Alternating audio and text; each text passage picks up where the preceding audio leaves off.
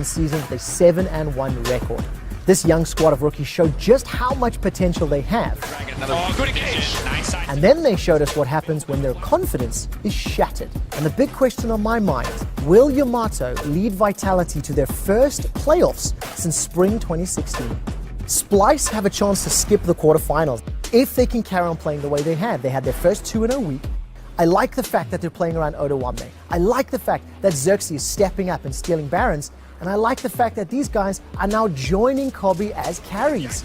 It's gonna fall Splice. Show us how it's done. The Unicorns of Love have made every single playoffs of every single split they've been in. Nobody believed they were making playoffs this split. But the Unicorns are on a 5-game winning streak.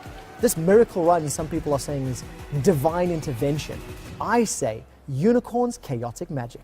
Big shutdown. How many can he get? Exile's got one. They're going to blow up two. Another shutdown. Flexing forward for Kabi. Trying for the big outplay. But it's For the reigning champions G2 Esports, they've been stuck in the shadow of their arch nemesis Fnatic. And what they are fighting for today is redemption. If G2 want to make first, they have to win every single game from here on out. If G2 want to make history and win their 5th consecutive EU LCS title, it's on the last remaining member of the Old Guard Perks to lead his team towards eternal glory. For the last 2 years, Rocket have been the Kingslayers. It's one thing to kill a king, but you have to prove you can rule a kingdom to stay on top. The player that might have the answer is Memento, and he's going to have to make some more epic game-saving plays, maybe around Baron, to make Rocket get into playoffs. This year has been a reset for Misfits. They shocked the planet by making it to quarterfinals of Worlds 2017, and coming into the new year, they had to make some roster swaps. A lot of eyes were on Senkax to be the missing puzzle piece that took Misfits to the title. Mickey X on those playmaking champions is a monster, and Hunt Summer is having the split of his life. It's about time to figure out who will make it to the 2018 ULCS Spring Playoffs. And for the first time in history, the 4th consecutive EU LCS title, G2 Esports. Misfits, the underdogs in this game. No one expected anything, but they hit hard.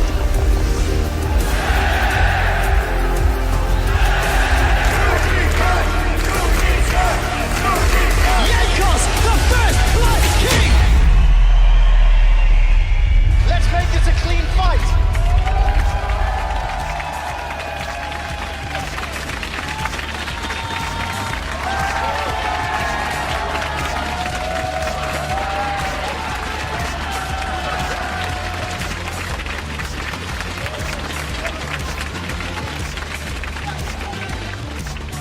Welcome to Berlin, Germany for the penultimate week of the EU LCS Spring Split. Each team has 4 games left to secure their spot in the playoffs, and with everything still left to be decided, we're gearing up for some crucial matchups in the upcoming days. Now, I'm Daniel Dracos, here again with Martin Officialunga. I'm happy to be joined by Bearded Shocks. I'm so happy that you continue to call me that. I think it worked last time. You guys have a lot of similarities, except for the beard. Okay, all right. I'm just gonna keep going on that one. Last week we got the first look at patch 8.4, and with it the rise of some very new champions. Now, Deficio, you picked out 4 of these. You talked about the ones that stood out the most to you. Why don't you run me through them? Sion got to be the first one. Barely seen on 8.3. Then last week, picked in every single game. We're going to see even more of him because he's going to be in the mid lane now. Some people might even try him support. Like, Sion is going to get played everywhere, and he's going to be so hard to deal with in these games. Next one is also Skarner, of course. You're a little bit late. Predator, dude, it's just so good. I know. It's so good. And we had to wait for North America to do it. So shame on you, European players, for not figuring that one out faster. But of course, Predator Skarner, fantastic, involved in every single pick and ban phase so far. And as well, the Cho'Gath. I mean, I think with the rise of Sion, of course, you're going to see other tanks coming up that can kind of deal with him. Cho'Gath has felt so good, looked great in the hands of Smitty J on H2K. All around, seems like just a really good pick. Yeah, built Banner of Command, can kill Barons early, kind of fits the meta. Last one is Xayah. While she did get picked slightly less last week, I think she's still stronger on this patch. patch, just because there were nerfs to like Kalista. So Zyra Khan is one of the best 2v2 lanes you can play. Fantastic for mid-game snowball, which is what every team is trying to do right now. So I think Zyra is even better now compared to before. Look, I just love that we get to see Zyra Khan. We get to see continuous engages and some aggressive bot lanes after so many calm things in like the 8.1 era. But of course, two of the teams that had a lot of success on the new patch were Unicorns of Love and Splice. They were the only teams to go 2-0 last week. Splice finally breaking the 1-1 curse. Finally, after so many weeks. It was actually good to see them play more early game. Great snowball against G2. Almost perfect game them last week. So I'm hyped about Splice. I think they can even get second place. We'll see if it actually happens. And they're fighting against a team like Vitality for that one, of course, because Vitality also ready to pick up a few more wins. Yeah, starting to come back at least a little bit, of course. Yeah. And at the top of the standings, I feel like we have to talk about it. It's Fnatic. Dude, they're one way away from locking playoffs. They're up there as always. We heard earlier from Trevor that, hey, they are incredibly close to just keeping first as long as they keep going the way that they have been. And it seems like it's going to be difficult for anyone to stop Fnatic at this point. Their schedule is fairly easy as well. It's 100% on them if they do not get this first place, because they should be able to win the remaining games. Yeah, absolutely. And of course, as the week progresses, Medic will be checking in to give you the latest updates in the race for playoffs. So if you are confused at all about standings and who is not locked, you can look forward to those segments as they will be coming in throughout the day. Technically, no one is locked yet? Technically, no one is locked yet, which is why this is important for Medic to tell us, because we don't even know yet. So one matchup that can prove to be pivotal is coming up later in the day, however, between Splice and Misfits. Two contenders in the fight for a quarterfinal bye. Some said that this could have been our match of the week, but regardless, it is going to be one. You read Reddit. It's exciting. Okay, Reddit, maybe. All right, we're going to see. We're going to see, okay, who was right this time. Either way, it's going to be hyped. It can just be second match of the week, because we've done that 2 weeks in a row now. It's going to be a big game between these two teams. Both of them, showing a lot of good things, but still some weaknesses. And I just want to see who actually ends up highest in the standings, and if either of these teams can maybe get a second place. Yeah, and also top of the standings, the people fighting for second is interesting, but also the people towards the bottom are really cool to me too. You've got Schalke, you've got H2K, both in very different situations. Can any one of those teams actually rise up? One team we didn't hype at all, H2K. The other team we maybe overhyped a little bit. Schalke, blame us for that one, because they're down there with H2K, and at the moment, I think there's a higher chance that H2K will make playoffs than Schalke. Ooh, that feels weird. I know. To say. It feels weird when you look at the rosters, man, but that's the paper perfect roster. It's also not the always schedule, perfect man. on stage. Schalke got G2 and Fnatic left. All right, it's very true. But Martin, at the start of the week, I asked you to kind of pick out a couple of players that you thought would be clutch in the pursuit of playoffs this week. So why don't you run me through them? Yeah, I'm going to only focus on junglers for this one specifically, and I want to start with Cold from the Unicorns of Love, because I'm on the Unicorns of Love hype train 100%, and it's because of him. He's the leader, he's the most valuable player on this team. It comes down to great early game where he's ganking and getting lanes ahead, and then he has this ability as well through really good shot calling to kind of guide Unicorns of Love through the mid game. So I think this is the most consistent Unicorns of Love we've seen, and I think a lot of players deserve credit, but let's be real. Cold gets the most credit for this one because he's such a good shot caller for this team. And they started at the bottom, and now they're almost in playoffs. So I think that journey is amazing, and I give him so much credit for that one specifically. I want to move on, though, to the next one. This is what I call a podcast superstar. It's, of course, Jankos. He was on the EU4 podcast talking about some of his very hands-on approaches to how he builds team synergy. But enough about that one. What's important here is that G2 Esports just looked better than last week, because it was bad. They only played for late game. I don't want to see that from the reigning champions. They're fighting for first place, and they have to keep up because they already lost to Splice and they're slightly behind Fnatic now. I just want to see aggressive junglers from Jankos. I think the meta is moving that direction. We're going to get more Olaf. I want to see him shine and become a carry for G2 Esports so they can actually continue to challenge for first place, which is where G2 Esports, of course, belong. Now, enough about two mortals. I want to talk about God Gilius himself, because this man is so important for Vitality's success, and I always talk about him. He's always on my list because his early game is crucial for how this team plays. Jizuke doesn't get ahead in his lane without Gilius around him. These early ganks, they need to work for him, and they need to work for Vitality, because we have seen later on in the game, they kind of also have to rely a little bit too much on Gilius when it comes to 50-50 smites, which has, not really gone Vitality's way. But it's really because they refuse to stop the enemy jungler from getting into the Baron pit. Just get him out of there, let Gilius get his smite off, and then he will do fine, because Dragons love or hate Gilius. He is one of the most important players in the UOLCS. I mean, he absolutely is, and I just love that anytime we talk about him, we always have to make sure, guys, we know the Smite thing happened. It happened. It happened. We're acknowledging it. We think he's still good, but also that's a bad thing. That's the thing, right? It's awkward if you don't mention it because you just can't ignore it, but I also really want to say it is on Vitality as a team. Because if you keep letting your enemy jungler get in there for the 50-50 smite, you're of course going to end up losing more Barons. And of course, Gilius and Vitality do have a chance to get some redemption, show that they can play a little bit more around those objectives as they do want to continue the hunt for a quarterfinals bye against the Unicorns of Love. So we talk a lot about Gilius. You talk about some of this being on the team, but how do they actually bounce back?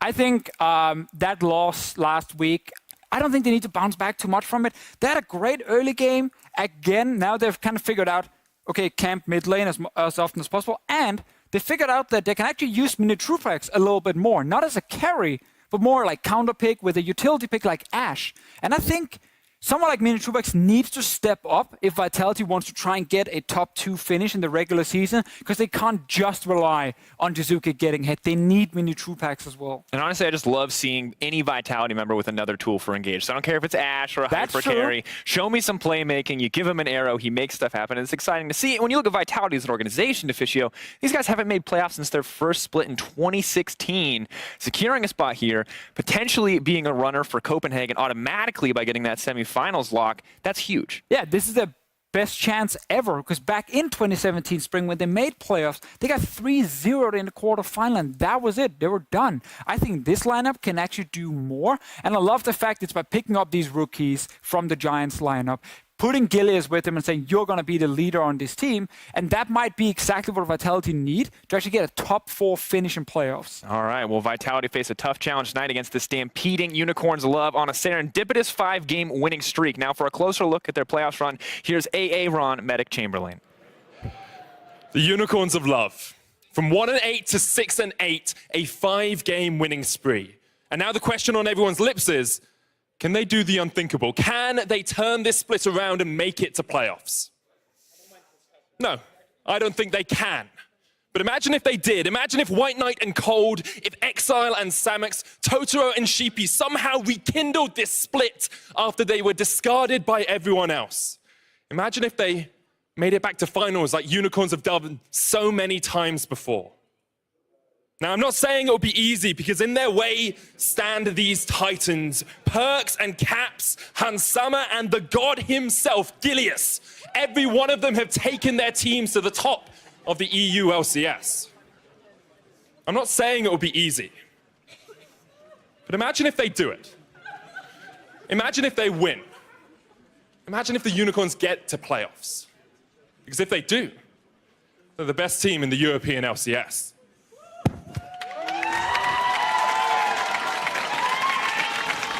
That is one hell of a mic drop. Thank you very much, Medic, and good evening, ladies and gentlemen.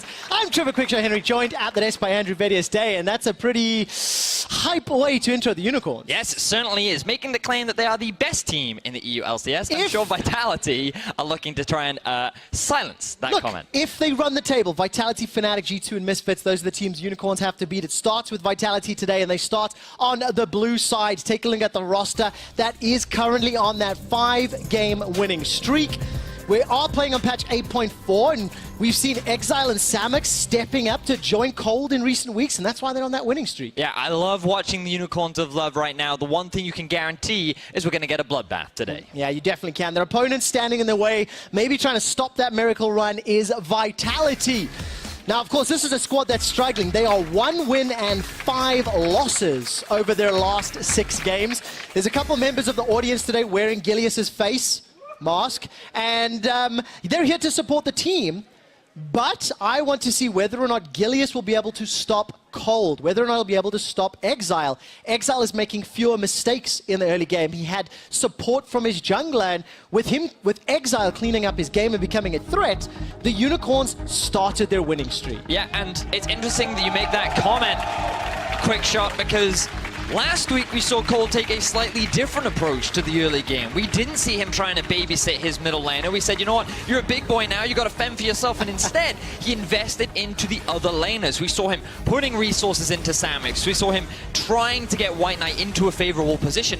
It paid off. They had a convincing win up against Schalke. They had a bit of a back and forth against H2K, but a strong early lead. And it is Cold who we are looking at to be the pivotal playmaker for this Unicorns of Love roster. Cold versus Gilius, Unicorns versus Vitality. Shot at the playoffs is hanging in the balance. Now for Unicorns, if they lose one game, it's not game over, but obviously they want to win out to make it into the top 6. Reminder, patch 8.4, we are not playing in the same patch that you guys are playing on live. So let's take a look at the bans. Camille, Caitlyn Galio, Rise, Zaya, Tristana, Azir is open, and something that Exile has played a lot and shown proficiency with in recent weeks. Very true, but we've seen a rise in priority for AD carries in particular.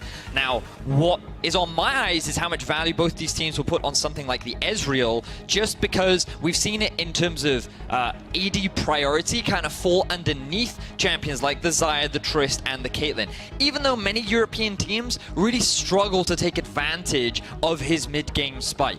I would imagine Vitality answer with a fairly safe Varus and look to lock themselves in a pretty strong top side of the map. Okay, so let's see where they go in that time. Sion locked in, that flex pick.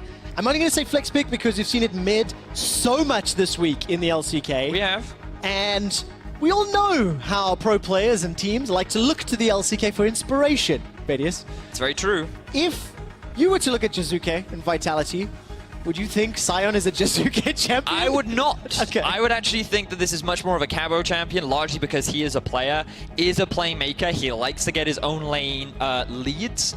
And I feel like Sion is a champion that enables him to do that while still providing that front line and tankiness for his team. So I think it fits his style. We saw him play it last week. And I feel like for Vitality, they're looking to round things out with something like the Varus. For Unicorns, I would not mind them locking in something like a Sejuani right now. But with the jungle pool still very open, they're instead going to make sure they can guarantee White Knight a safe top lane answer. It's those top lane picks again. Sion appeared in 100% of our games last week. Cho'Gath in 7 out of 10 games. Just that like gigantic spike in play because of the patch, because of the meta and how it goes. And the Sejuani that you talked about is now stolen away. Gilius locks that in. So Cold is going to have to look another direction. His most played champion this split is Jarvan. It's still up and available. Zac is still there as well if they want to go that route. And I feel like those will be the two primary bans, forcing Cold onto something he's probably not as comfortable on. Skarner, obviously, we have to remember, still a very prevalent pick, which means that he's likely going to be able to get his Jarvan or his Zac, which he will be fine with. But Unicorns, they can really pinch the AD carry pool, and I'm just throwing it out there, this could be another Ziggs AD carry lane for Team Vitality. Interesting. What makes you lean towards that favor? That Varus you talked about earlier is now banned. Unicorns have one last option to remove from the pool. Largely because of the very limited AD pool that they have left. They could go for the Ashe once more, unless Unicorns of Love look to ban it away. But you kind of look at what is left, and you sit there and think, Vitality are going to really struggle. So if you kind of want to mitigate the mid-game spike, why not just permanently push that Airs under tower and go for something hard and early, which is what Vitality are known for. All right, if they go with that Ziggs, how does Vitality and Jizuke round out their team composition? What mid lane pick would you like to see complement it? Ooh, that's an excellent question, because I'm looking at... Ooh. I'm thinking about some of the mid laners that are available. Something like a Talia could be fairly safe. What? Okay, they're going to pivot. Whoa, whoa, whoa, whoa, whoa. Jinx locked in. Now, it's not the first time that we have seen Jinx this split, but it will be the first time that Mini Truepax is playing it. Okay. And that's a surprise to me. So, Jinx did have a couple of changes not too long ago. Some pros were dabbling in the idea of her return, but one of her biggest weaknesses is her laning phase, largely because she's so auto-attack based. She doesn't put out a huge amount of trading power, but against a champion like an Ezreal, it can be seen to have a bit of power and can get through what is typically a rough laning phase. Yeah, no surprises to see the Jarvan for Cold, his most played champion. This will be his 5th game on stage, and I will have you know he is undefeated this split on the champion with a scoreline of 6 kills, 9 deaths, and a whopping 52 assists across 4 games. Brom closes out the team composition for UOL. I'm seeing a fairly well-rounded comp, fairly, you know, like growth of power spike Ezreal will get you through the mid game. Cho and Azir will get you through the late game. I quite like this composition. Oh, yes! Whoa. Now this is a Jizuke champion. Echo in the middle lane. We've seen this from Faker over in the LCK. He's brought it out into champions like the Azir. I love this champion. We can talk more about the intricacies of the matchup once we get into game, but what you're looking at is a roaming assassin in the middle lane. The playmaking potential, the split pushing power that Jizuke does have is very much the playstyle that Vitality would love to take advantage of. And you know what? For a team that is 1-5 in their last 6 games, that has to prove to everybody watching they belong with the big dogs. They belong at the top of the table. Vitality have to return to that form from the beginning of the split, from the beginning of the year. And maybe this is how they do it. Jinx, AD carry, and Echo in the mid lane, going up against what feels like a very meta, very 8.4 team composition from Unicorns of Love. Yeah, because you look at the Baron taking power and it is all in the UOL playhouse. They have the Cho'Gath, they have the Azir, both exceptionally fast, and that extra smite that you have in the top lane.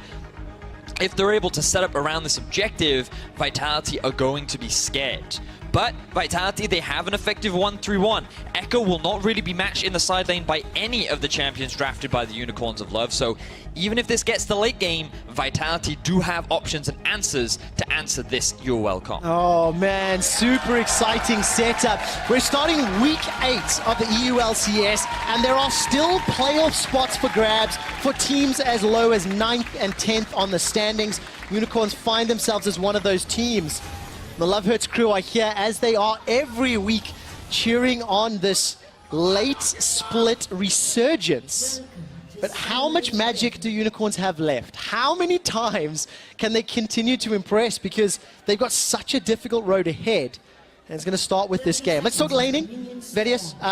Obviously, Echo into Azir. Echo's going to scale up into this matchup. Needs some levels and items, right? So you say that, but not really. Ooh. Because Echo can actually afford to be extremely aggressive early on. Once he hits level 2 specifically. Now, the thing about Echo is you want to take note of his passive, because the 3 hits that you get with his passive give him a huge extra chunk of damage, but more specifically, the movement speed that you gain means that it can be rather challenging for your opposition to trade back with you. So you jump in, you quickly get the 3 hits in with the Q, which can apply 2 stacks, and the E, and then you quickly dash back out again for a favorable trade. Now, the reason why he can afford to do that a lot in the early game is because he's also running the teleport. I imagine that he's going to go for a bit of sustain. We can see that he's decided to go for the Dark Seal into the Rejuve pot rather than something like the Corrupting Potion. What I imagine he's going to look to be rather aggressive in the early lane, try and get a bit of early push-off against the Azir, TP back, get an early item, and then once he's got an item advantage over his opposition, continue on with the pressure. And of course, all of that can happen as long as junglers don't interfere. Very true. So my eyes will be on Cold and whether or not this early ganking Jarvan could set something up, and whether or not Gilius will be getting involved. This mid lane matchup could be so crucial and so pivotal as the game plays out. Looking at early starts here, both junglers starting on their respective red buffs. And nobody's going for any sort of cheeky shenanigans just yet. And if I look at the minimap, Mini Trupax and Jack Troll, they're currently pushing into Samux and Totoro. Obviously using that switcheroo and that Jinx rocket to use the AoE and push that wave in. And that's one of the things about Jinx, is that, as we mentioned, during the laning phase, she's typically fairly weak because all of her damage comes from her basic attacks. The chompers can be easily dodged, especially by a champion like Ezreal, and the W is so slow that you often don't rely on it as a trading tool during the laning phase. So you kind of have to build up the stacks initially on the minigun, and then you use the rockets for the extra bit of damage. But against Ezreal, if you stand behind minions, you can often mitigate a lot of his trading power, and a champion like Braum can't necessarily follow up on that level of harassment. So the simple laning wave clear is in the advantage of Vitality's bot lane, which is giving them this pushing power and forcing Samux and Totoro to back up. Well, very nicely done then for Mini Trupax and Jack Troll. We'll see what sort of pressure he can garner. Cold with an early invade, just stealing away these Krugs, had some support from White Knight as well. Instantly peeling down and takes a couple of shots from Cabo Shards. Also want to note that we've been seeing more recently a shift on a lot of, specifically Exile's Azir. We've seen a lot of Comet in the past, where typically you just kind of go for that additional poke, but by going for lethal tempo, you get that bonus attack speed, which later into the game offers a huge amount of value and extra damage per second. And it's just a slight shift that Exile specifically has taken. We've seen it slowly adopted elsewhere around the world too, to just give you a little bit more late game value out of that route. Do you like it? What option do you prefer, personally? So from my experience, I like Comet for the laning power, but I think it makes more sense when you're going towards, like, playing towards Baron, because it gives you that additional bit of attack speed that that really facilitates the extra damage per second. Okay, that makes sense. It's preference, right? Yeah, it's a preference thing. Exactly as predicted there, Vedius. Jizuke shoved the wave in, got a couple of CS under his belt, has already backed, picked up a control ward, used that teleport and the Doran's Ring, and is already jumping onto Exile with that phase dive. Now, obviously, the small CS discrepancy will be balanced out as Exile can farm under the tower fairly safely. And we've gone past that 3.5, 4-minute phase where you could see some early ganks. I want to know which lane is the most gankable. Ooh. It's so tough. I would say that if you're Unicorns, ganking top would not actually be a terrible idea. Largely because when you have a Cho'Gath in lane, he offers a huge amount of utility, and Jarvan early on, especially going with the Electrocute, has a lot of damage. So you have kill threat towards the top side of the map, and it's a strategy that UOL did last week just to get White Knight ahead during the laning phase to mitigate some of the pushing and snowballing power that a Scion does have. For Vitality, bot lane is actually an option for them to gank, and originally I didn't think you could gank a Tahm Kench lane, but after I saw the creativity that Totoro brought out with the Tahm Kench, you actually just move behind the tower, you ulti, and you just then flank behind your opposition with the jungler in tow, and you set up for an easy gank opportunity. And when you have the level of utility that a Sejuani has, I could see bot lane being an avenue for Vitality to try and play. We actually watched that exact play with Cold jumping into Totoro earlier, and this time around, I'm just imagining some of the combinations. You can deliver Gilius, you could potentially have a TP coming down from Jizuke, maybe even Cabo Shard, and then it's good luck Totoro and Samux. One Arcane Shift's not going to put enough distance between anybody. But no shenanigans yet. I'm looking at the minion dematerializers. 6 stacks for Cabo Shard in the top lane, 4 stacks for Jack Troll in the bottom lane, and Exile does a very good job there of sliding to his Sand Soldiers and dodging a lot of the damage from Jizuke winning that trade. So, to talk about your first point, well, I think you'd have to hold that thought. Emperor's Divide from Exile! Man, that's so nicely played, forcing out the Chrono Break from Jizuke. Okay, so a lot of cool intricacies going on right now in the 1v1. The thing about Jizuke is if he can't get that 3rd hit proc, he doesn't get the bonus movement speed, which makes it very easy for Exile to just send his Sand Soldiers after the small time boy, and you get a lot of favorable trades going in your favor. So Exile very aware of what he needs to avoid, and he's successfully dodging out that harassment from Jizuke. And in this instance, expecting Jizuke to be on the aggression once again, because that's kind of what you need to be doing in this matchup. He then looks to punish him with the ulti, and it ends up being a trade of ultis. So this will relieve more of the pressure from Exile, because Jizuke now doesn't have that additional safety tool. Knowing how important Exile is for the Unicorns of Love, this can only be a good thing for UOL. Exile winning the laning phase. There's a sentence I did not think I was going to say. So far. Touche. 7 minutes in, he's up 12 CS. He's handled the pressure that Jizuke's put on despite repeated attempts.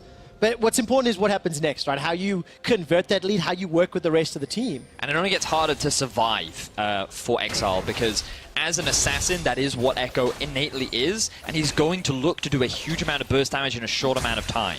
And when you look at Azir, who is fairly mobile, Jizuke's going to constantly look for opportunities to just chip him down. And the more items he has, the more burst he's going to get. And when Exile's only running the cleanse, that's something he just has to be very cognizant of as the game progresses. I mean, Exile seems to be very, very comfortable in this matchup. He's dodged a lot of skill shots. And obviously, it's why he's in the lead. Cold has now popped up to clear out some wards. And looking down the CS numbers, Mini Trupax plus 10. He's doing well in that laning phase using the early advantage that we talked about.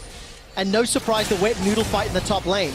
Emperor's Divide, used defensively here from Exile. Follow the Ghost. Follow the Chrono Break Clone. There's a sentence and a half. Because, of course, any time UOL are chasing Jizuke, he can just dash backwards. Scion is looking for a flank, What can he find? Jizuke forced to use the ult defensively. First blood available for Vitality and secured by Gilius. A flawless flank by Vitality. Nice roam there from Cabo. We saw him moving through the river where UOL have absolutely zero vision. They were able to set up a gank in the middle lane because Vitality were constantly playing on the forward edge. Jizuke was looking for fights non-stop against Exile, so it was only a matter of time before Cold looked to try and punish that gank, and Vitality was setting up, waiting for it. They see Cold come in, Jizuke uses his ult to get back out, and then immediately they're able to get the shutdown kill. But we don't care about the kill, we gotta watch farming. Truepax getting those last hits. That's really the takeaway that we need to get from that replay. It is indeed, because of course Mini Truepax on patch 8.4 is one of the damage dealers for the squad, right? Yes. If you look at the changes in the patch from last weekend, obviously a prevalence of Sion on the top lane, a prevalence of tanks in this banner of command, the damage share across the teams have changed. You can see top dropped from 23% to 15%, and 80 carry picked up a lot of the slack.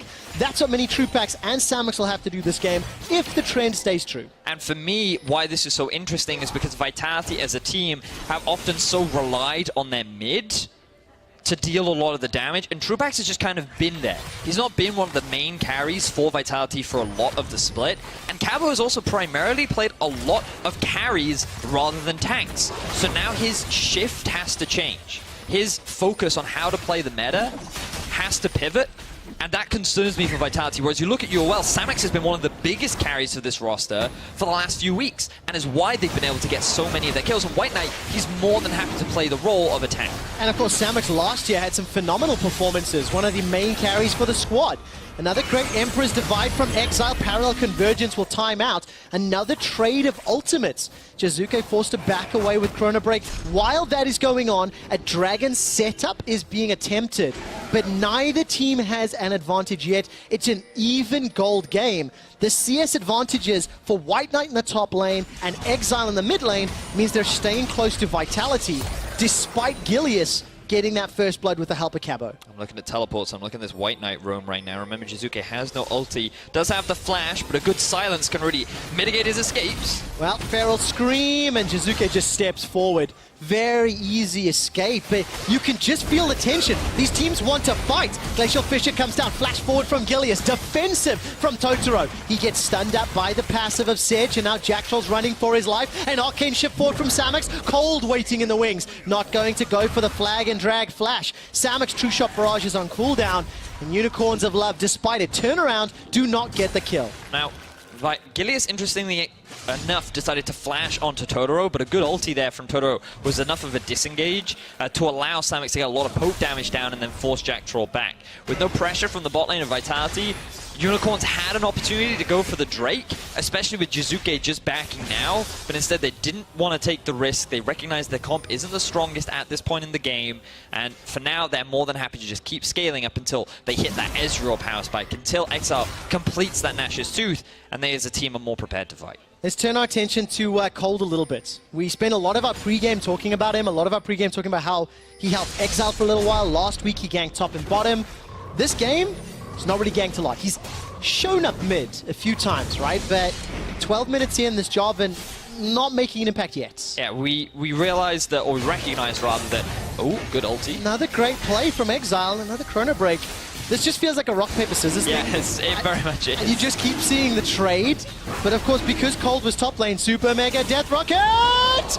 Not going to kill Exile. Good aim there, though, from Mini Truepax. Almost gets the kill. Will definitely force him back. You can even see Jizuke running through the jungle, seeing if he can find himself a bit of a pick. But to go back to your question, the reason why we haven't seen much pressure from Cold during the laning phase is because he doesn't need to gank. He just needs to mitigate the pressure from Vitality. Echo, Jinx, Sion, all laners that love to try and get early leads and advantages. And Cold's responsibility is, okay, I've got to mitigate these advantages as much as possible. White Knight's doing pretty well up in the top lane in the 1v1. Exile is holding his own. He even had a CS advantage, which is now, unfortunately for him, dropped a little bit. And Samux is not too far behind. So for Cold, his early game is going the way he wants, perhaps aside from the fact that he died. Yes, and it hasn't really mattered though, right? Gold is still even, CS is still even. We are going into a mid-game with two very exciting compositions.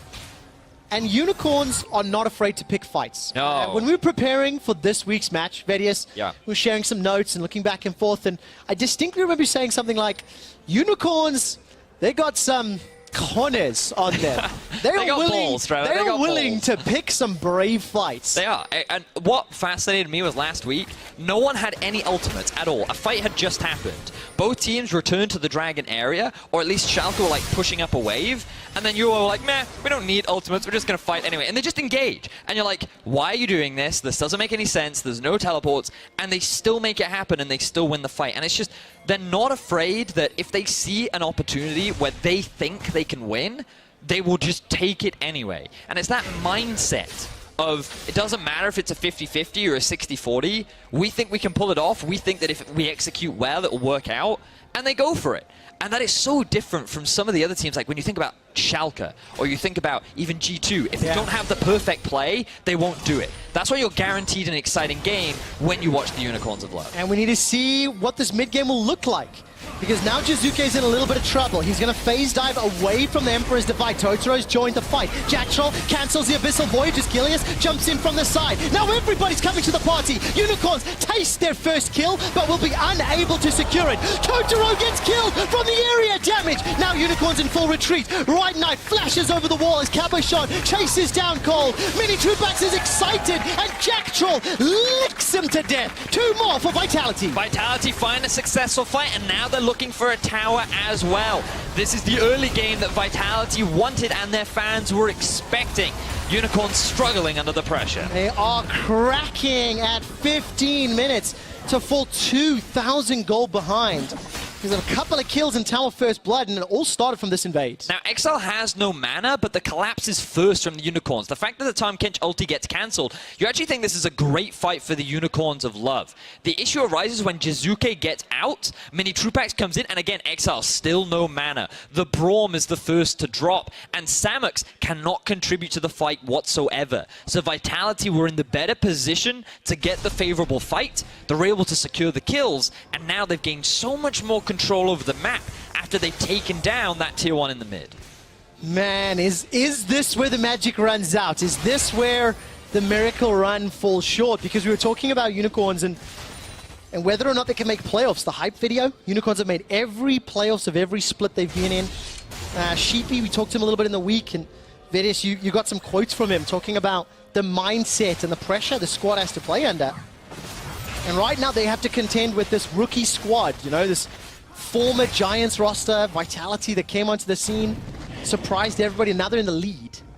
And it's even more difficult for Unicorns from here on out with this deficit they find. Now, they're not concerned that much because you're looking at this Ezra and you're like, okay, he's going to hit Dreamforce fairly soon. That's a pretty strong point in the game for the AD carry. Azir, yet to complete the Nash's Tooth, but almost there. So it's not like that they don't have the opportunity to scale and rely on that aspect. And remember, we talked about Baron being a big point of contention for them with the Cho'Gath and the Azir as well. It's something that they can still look to play through even though they're at a deficit. Of course they can, because it's against Vitality. And it's Vitality's Baron. There's always hope against Vitality. If Baron is an objective, fair. that has to unlock the game. One tiny little update. The last time Unicorns were this far behind at 15 minutes was in their very last loss 6 games ago. So significantly better early games from there on out. Vitality after First Blood, First Tower Blood, First Dragon. They get Rift Herald as well. So far, they are shutting Unicorns out as we get closer to 20 minutes. So now, Gilius looking for a gank. He's been involved in one fight. Will he go for the tower or go for the kill? Nope, he's like, that dude's got a banner of command. We can't fight that. Oh, but we can with a bit of help. They're going to try. Jack Troll has come in. 4-man party in the bottom lane. Rooted up. That's going to be a kill onto White Knight. Mini Trupax is the recipient down in the bottom lane. Jizuke takes one with him before going down, and the tower's not under threat yet. So advantage Vitality for now. Best case scenario there for Vitality. They get themselves a kill, they get themselves a tower, and the lone man mid laner, Jizuke, the rookie, is able to hold off 1 versus 4, gets himself a kill, and prevents Unicorns from securing themselves a tower. That's pretty good, if you ask me. That is damn good. This is why so many people look at this mid laner and say, for sure, he is the rookie of the split. And there is much debate. There are many questions surrounding these kind of players. But Jizuke, when you need him to step up, when you put him in a position to carry, he's always able to do it. Now, he uses the W to get himself a shield, where he even is able to stun a few people. He buys enough time to delay the ulti as much as possible, and then he uses that with the bonus damage by going AP to secure at least one kill. Look at the happiness on his face. Oh man, that is so cool. Jizuke back in form. Had a couple of struggling games.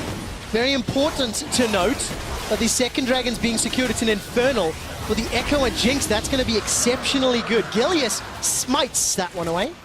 And we've got ourselves a bit of a spicy game on our hands because the next one's an Infernal as well. Oof. Which is a great Actually, I think it's a Cloud. Was it Cloud? Oh, there we go. Right, so I jumped the gun a little bit. So we will be fanning the flames if Vitality can secure it, but UOL will look to try and deny that, because remember, we are on 8.4, and that means that Baron and Elder Dragon did receive those buffs. The first Elder Dragon obviously not as strong as the second Elder Dragon, but we can talk a little bit more about that if it comes down to it. For now, Vitality holding on to a very healthy gold lead, maintain control over the vast majority of the map, but not really pushing their vision that deep into the UOL half of the jungle. I imagine their eyes will be set towards this bot tower, but with Baron spawning soon and the looming threat of a Cho'Gath, Vitality do not want to give UOL that much control around the objective. Okay, step a little bit out of the game. It's 20 minutes. Vitality have got a nearly 4,000 gold lead, and they've had leads in the past. They've had difficulties in the mid game.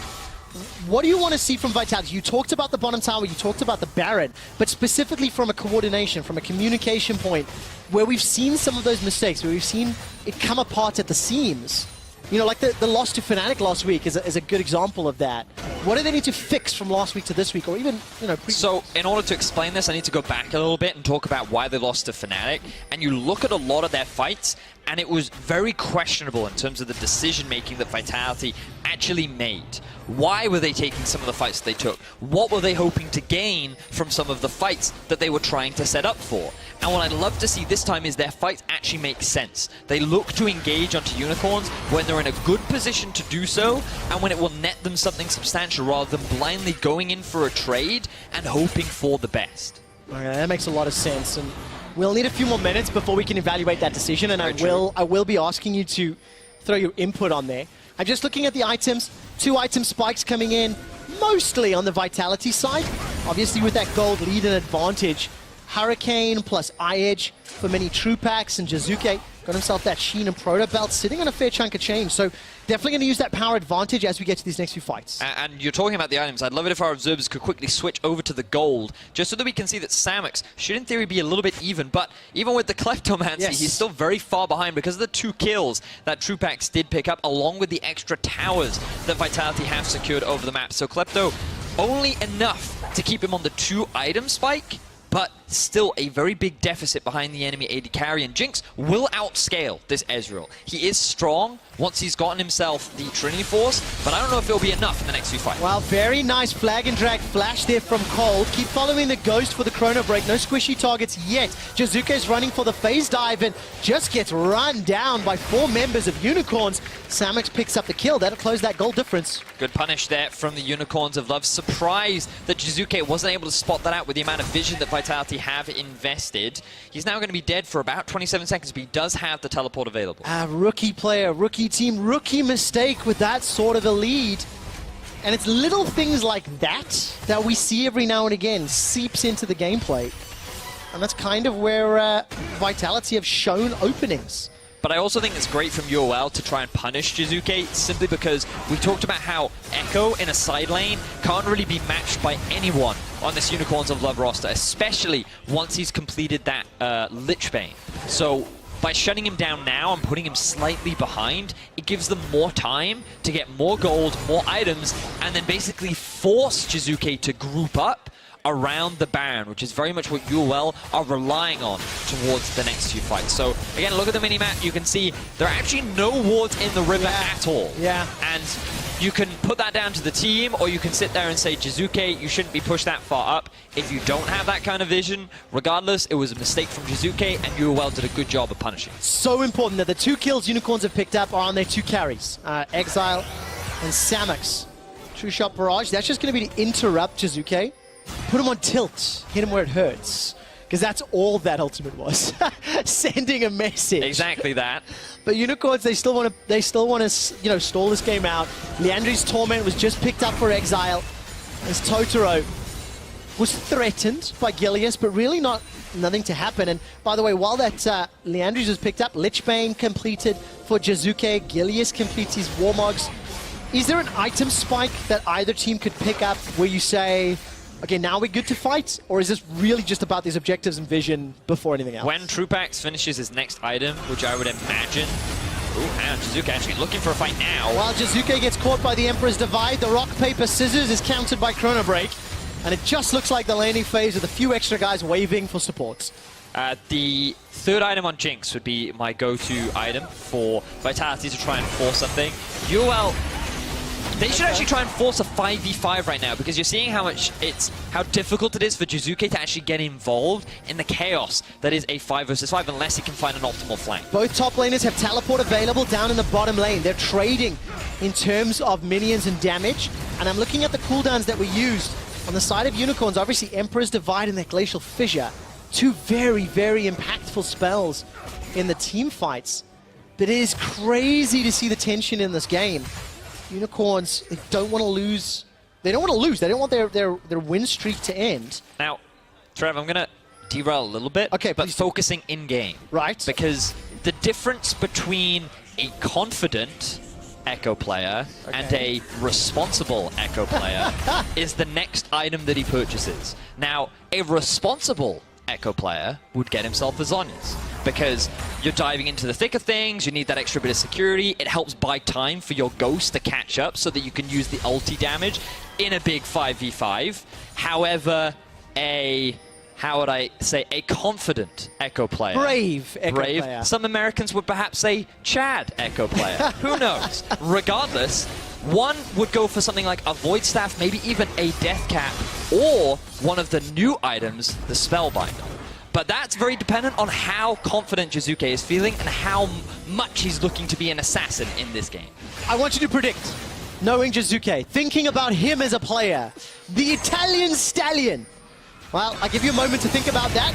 Once again, Emperor's Divide, this time used to send Jizuke packing. Cold is caught out, and this will channel the teleport. It will be completed from Cabo's shot. The chase continues as Cold will put down the Cataclysm. Teleport completes for White Knight. The fight in the jungle. Defensive flashes from the Unicorns of Love as Vitality get excited. Mini Trupax is rampaging forward. Cold to use the flag and drag backwards. A flash forward from Mini Trupax. He misses 2. The tower's enlisted to help the Unicorns of Love, and that shield will not be broken, and it will be taken down. Vitality get themselves 2 kills. Jizuke! Not done yet. There's your answer. Confidence from Jizuke. Vitality get themselves 3 kills onto the Unicorns of Love. They have the Baron in their eyes, and this is the best setup to prevent Gilius from getting outsmitten. Well, the best way to guarantee the smite is to make sure there is no contest whatsoever. Vitality with a fantastic team fight. Now, the key thing here is that UOL back up into a choke point, which is perfect for the Jinx. Watch Mini Trupax and what he's able to do in this team fight. He is completely safe on the back line. Jizuke is just poking in and out, utilizing his ultimate to reset his health. And then when UOL think they can go for the re-engage, oh no. Look at how the Jinx just rips through this front line. A big ultimate, multi-AoE damage, everyone is chunked low, and UOL are just constantly on the retreat. Samux cannot have the same level of impact that the Jinx can, and the moment they try to get a little bit back, Vitality just takes so much more. Man, Jizuke, did that phase dive follow him over the wall? No, it was a flash, all right. It did though, because he flashed and then he E'd as he jumped, and it allowed him to get that the is chase. insane. It looked But he then threw his fantastic. Q the wrong way, so... We'll forgive that, okay? There is a shutdown kill onto Mini Trupax. Didn't even bad. see how that was set up. Ladies and gentlemen, let me introduce you to the mid-season Vitality as Mini Trupax is taken down. A tower is secured in the bottom lane. Jack Troll is chopped down by White Knight.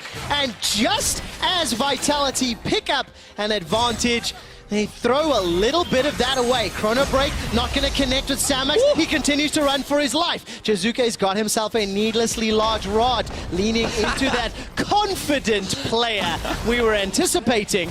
And for the cost of 2 kills, they get 2 towers. I still call worth. Yes, I mean, so... Yeah, it's tough. It's so tough. Yes, it was worth for Vitality because they get another objective on the board. But they lost 2 Barons. They also lost a flash on their support.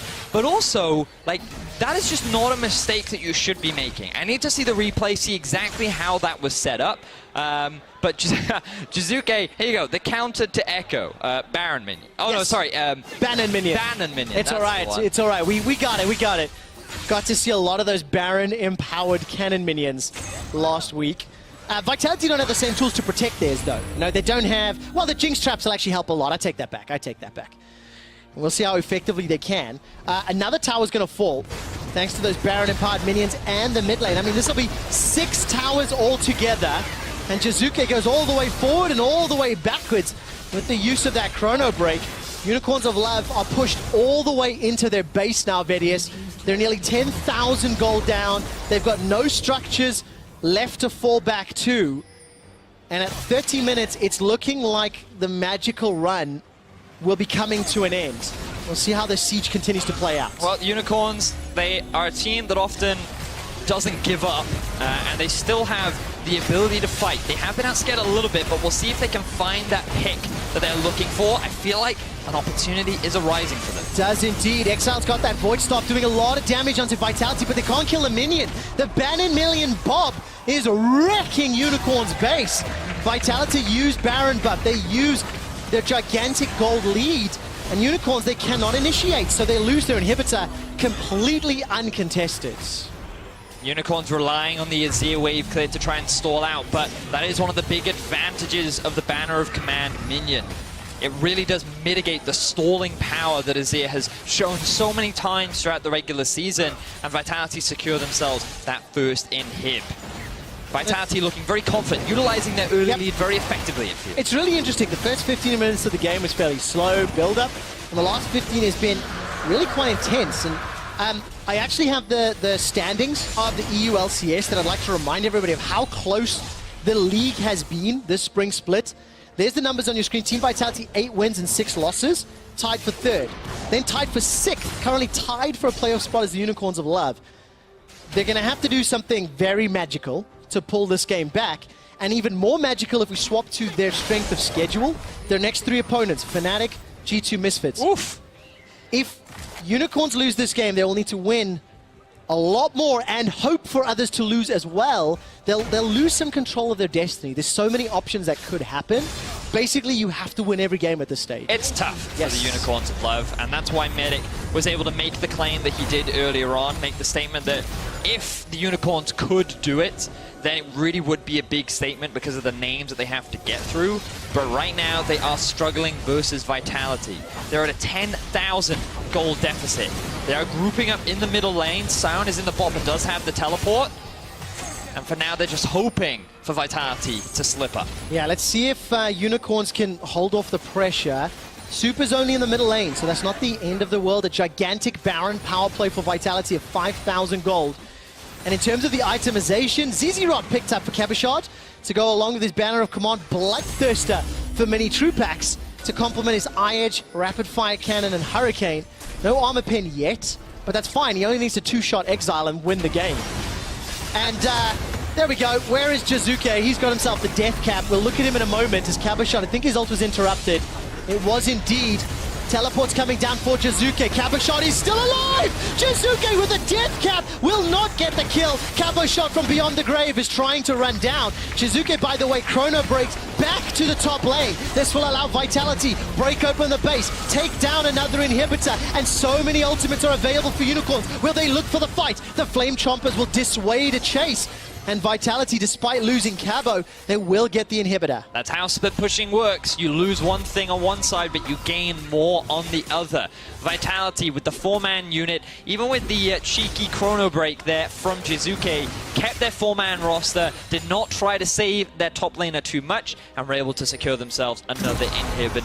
Cabo, he's just trying to generate pressure. It doesn't matter if he falls as long as his team can capitalize. They were in arguably a bit of a poor position, but Cabo bought so much time for the rest of his team, and then Jizuke even comes in and forces the summoner spell out from exile as well.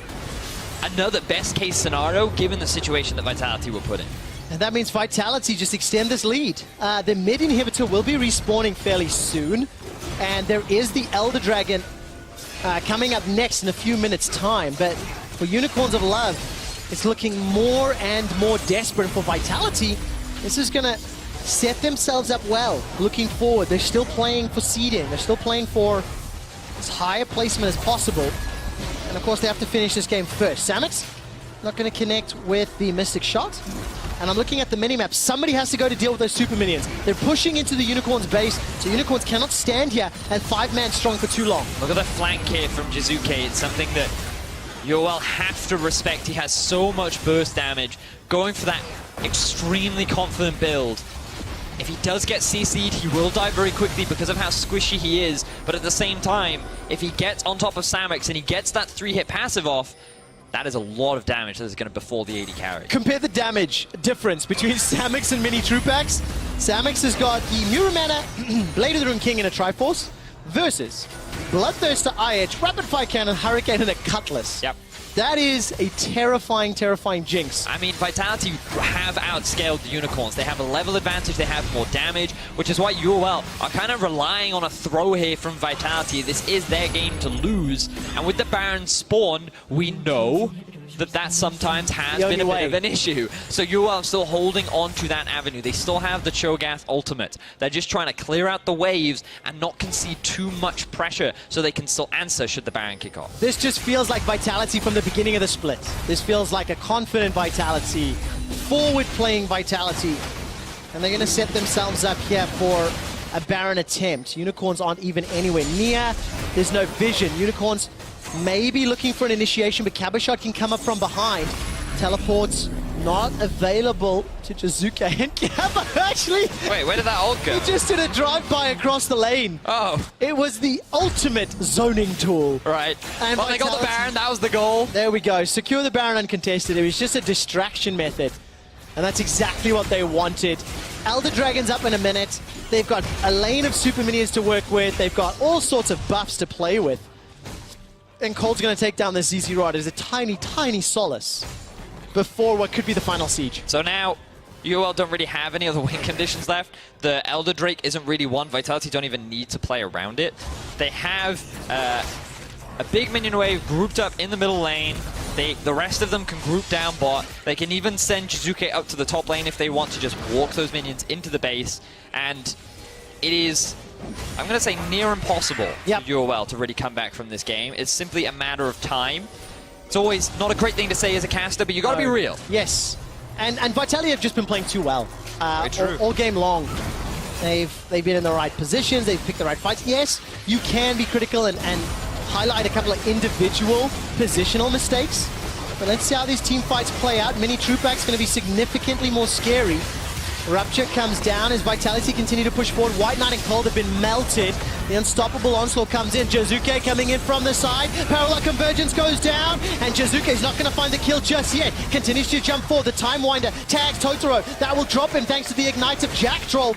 And Samix and the rest of UOL running backwards. 5 versus 4 Baron-empowered minions. Jizuke's got enough time to recall, chrono break back to the mid lane, and now Unicorns are left with only one Nexus turret remaining. Unicorns, they were on a 5-game winning streak, and Vitality wanted to shut it down. Simply the Nexus stands in their way, and Vitality are looking to go 9-6. There are too many minions to deal with. Mini Trupax gets jumped on with the Cataclysm, and despite a lot of damage on the Caboshot, it's White Knight that goes down. Vitality, stop the magic in its tracks and take down the Unicorns of Love.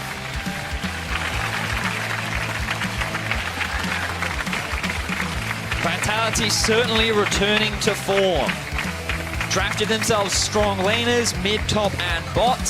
Gilius, not the most active of junglers, but his presence was known. He supported the laners that fell a little bit behind, but even then, he was in the right place at the right time. Loved the roam that we saw from Cavo down to the middle lane. And the moment they saw these small opportunities to force plays, they were able to execute upon them properly. They didn't take dumb team fights, they didn't take risky barons, and overall, Vitality had a great game. The last 6 games, 1 win and 5 losses. They are now 2 wins and 5 losses, and may be the ones that break the hearts of the Unicorns of Love. Because, of course, stopping that 5-game win streak, stopping that claw back into playoffs, this just makes it so much more difficult. And if you look at Vitality's strength of schedule, they have Roccat, Splice, and then G2. So, middle of the table, people around them, people who are going to be competing for seeding. For Vitality, let's see if they can find some consistency in that good play. But it's, for Vitality, a great thing for them to find this win now, because losing to someone so far below you in the standings can really hurt. Yep. But also, based on the history of the European LCS, getting that 9 wins often secures you that playoff spot. So right now, while they have not locked it in, They're looking more they're likely. looking good based on past results of Exactly. the LCS. I mean, total number of wins now at 9 to the 6 losses. For you guys at home, it's time to jump onto Twitter and vote for who you think is the player of the game. Mini Trupax, Gilius, or Jizuke. Those are the 3 options that our analysts have selected. Remember, you have to log on to Twitter /LOL Esports, click on the vote, and of course, we will announce that just a little bit later.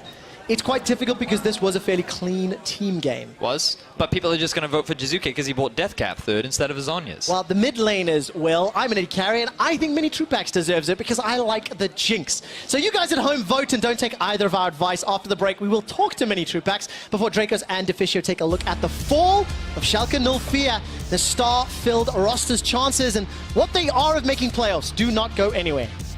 And Jizuke forced to use the ult defensively. First blood available for Vitality and secured by Gilius. Cons taste their first kill, but will be unable to secure it. Totoro gets killed from the area damage. Now Unicorns in full retreat. Right Knight flashes over the wall as Cabo Shot chases down Cole. Mini Trupax is excited. In 4-man party in the bottom lane. Rooted up. That's going to be a kill onto White Knight. Oh! Towers enlisted to help the Unicorns of Love, and that shield will not be broken, and it will be taken down. Vitality get themselves 2 kills. Jizuke! Not done yet. Too many minions to deal with. Mini Trupax